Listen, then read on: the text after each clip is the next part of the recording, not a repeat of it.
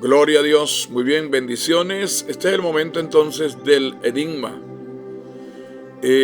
Vamos entonces a leer el enigma que dejamos aquí en el día de ayer para dar la respuesta y entonces venimos con el enigma de hoy para mañana. El de ayer decía así: Dios le mostró el camino, lo que él llegaría a hacer, pero no podía comprender porque nada le cuadraba. Todo lo que le pasaba le salía al revés, pero al final pudo ver que Dios cumple su palabra. ¿De quién estamos hablando? De José. José, el hijo de Jacob, al cual sus hermanos vendieron, ¿verdad?, para Egipto. Bueno, pero vamos con el enigma de hoy para mañana y regresamos entonces con la reflexión de este enigma. El de hoy para mañana dice así: como viendo al invisible, se mantuvo en el camino. Fue escogido siendo un niño para cumplir una misión. Fue un gran legislador, cumpliendo con su objetivo. Tuvo muchos enemigos, pero fue un vencedor. Ya esto entonces para mañana. Pero regresamos entonces con el enigma de ayer. Vamos a repetirlo y dar pues la reflexión. Dios le mostró el camino, lo que él llegaría a hacer, pero no podía comprender porque nada le cuadraba. Todo lo que le pasaba le salió al revés, pero al final pudo ver que Dios cumple su palabra. Muy bien, entonces estamos hablando de José. Escucha bien. Dios le había mostrado a José que sus hermanos se iban a inclinar delante de él, e inclusive su papá también. Cuando los hermanos escucharon esto, se molestaron con José. Ya de antemano ellos sentían cierta cosa contra José, porque habían visto que su papá como que prefería a José antes que a ellos. Esto lo hacía porque José era recto, y las cosas malas que hacían sus hermanos, él se los comunicaba al papá. En fin, en una oportunidad, estando ellos en el campo, miran en el camino y ven que José viene, y enseguida tramaron: este es el momento para deshacernos de él, y pensaron acabar con él. Pero tuvieron otra idea. Había una cisterna, agarraron a José, lo lanzan en la cisterna para que allí pues terminara su vida. Estando ellos allí, observaron que venía una caravana de mercaderes que compraban y vendían.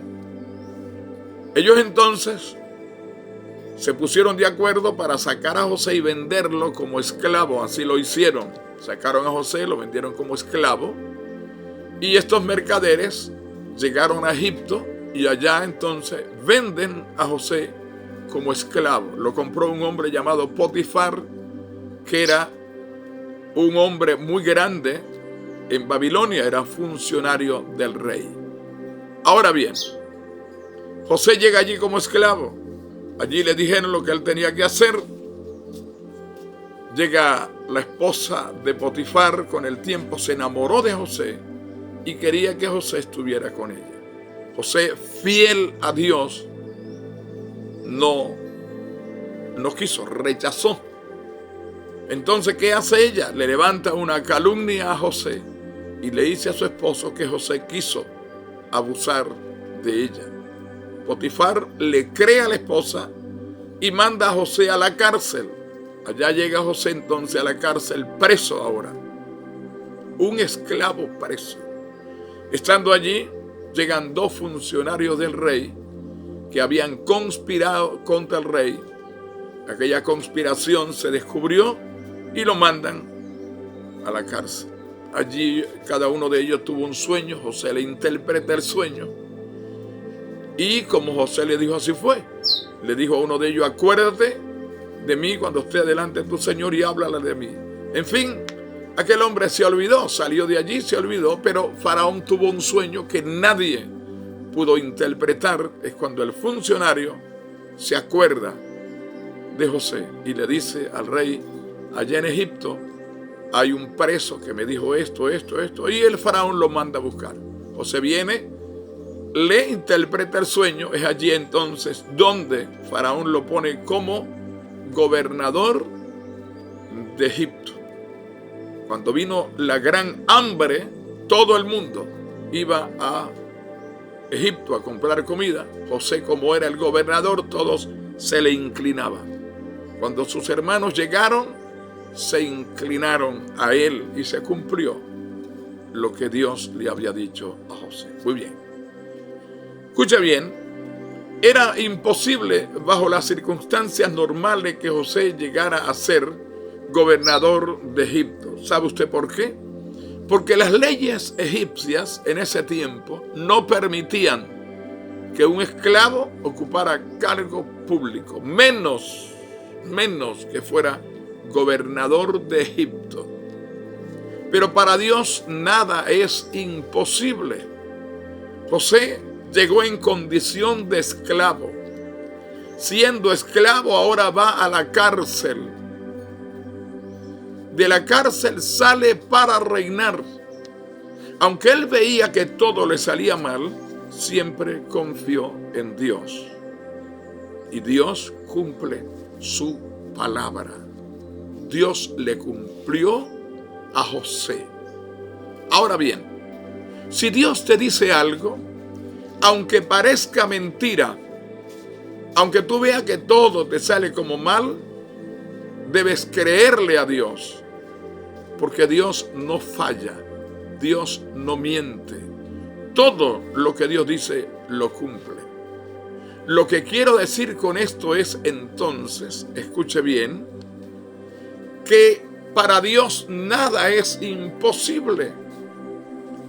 Dios es un Dios sobrenatural. Dios es un Dios todopoderoso. Por eso debemos creer en Dios. Dios es tan poderoso.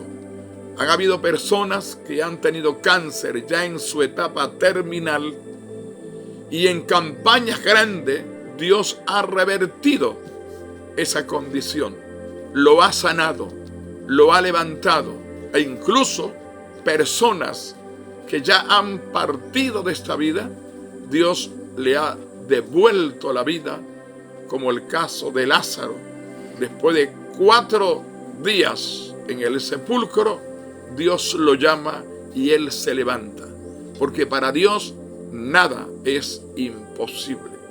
Entonces, aunque tú veas las cosas adversas a lo que tú estás esperando, no dudes que el Dios que tú tienes es un Dios que está por encima de todo. Es un Dios que está por encima de todo. Acordándonos siempre, el cielo gobierna a la tierra. Aquí no pasa nada que Dios no permita. Para los hijos de Dios, entonces, no hay accidente. Todo lo que nos pase aquí ha sido determinado por nuestro Dios allá en el reino de los cielos. Y Dios siempre prepara todo para que sea un bien para sus hijos. Lo que quiero decir entonces es que Dios ya preparó nuestro camino.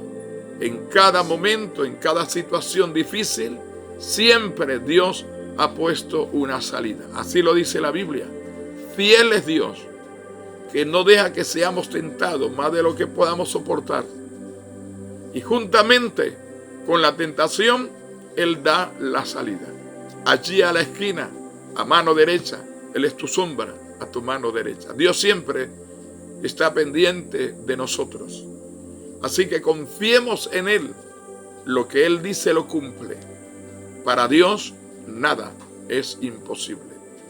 Si tú eres hijo de Dios, tú goza de los beneficios del cielo. Todo el cielo está trabajando a favor de aquellos que aman a Dios. Los ángeles, el Padre, el Hijo, el Espíritu Santo, los planes que Dios ha trazado, nos ha puesto a nosotros en el centro. Nosotros somos el propósito de Dios en la tierra. La iglesia, a la final de todo, es la iglesia la que va a prevalecer por encima de todo. Todo esto pasará, menos la iglesia.